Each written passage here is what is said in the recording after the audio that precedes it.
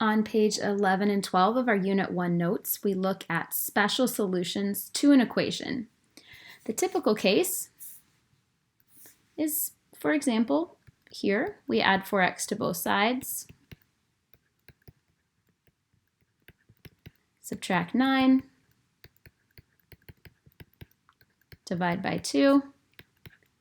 That gives me x equals -4. Ooh. When I end up with x equals some particular number, then that's the one solution case. That is my usual normal case. Special cases. I'm solving my equation, no distributive property, need to combine like terms. And then I move my variable. After I move my variable, this is when I know that I have a special case. So I ended up with -1 equals 9. Of course, -1 does not equal 9. There's no value of x that I can plug into this equation to make -1 equal 9. And so this is my no solution case. If I had, instead of moving the variable term first, I had added 1 first or subtracted 9 and then moved my variable term, I would have ended up with +1. I would have ended up with 0 equals 10 or -10 equals 0. And that's okay.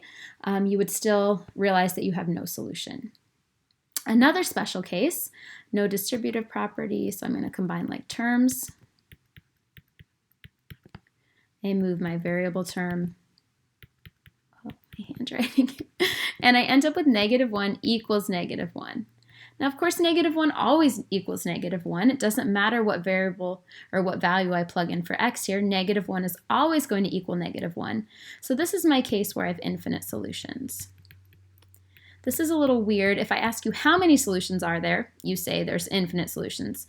If I ask you what the solution is, the solution is all real numbers. That's my fancy R here. Could write all real numbers. I'm not going to be super picky about this, but there are infinite solutions and the solution is all real numbers. I can plug in anything for x and it makes this equation true.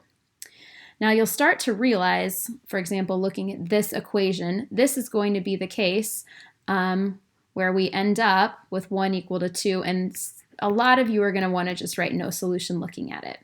And I understand that actually shows that you really, really understand this concept. But I still want you to justify your work. Subtracting 5x, 1 equals 2, no solution.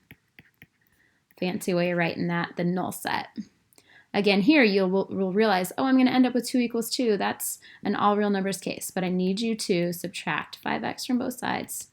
2 equals 2, all real numbers, fancy R. There are an infinite number of values of x that I can plug in to make this equation true.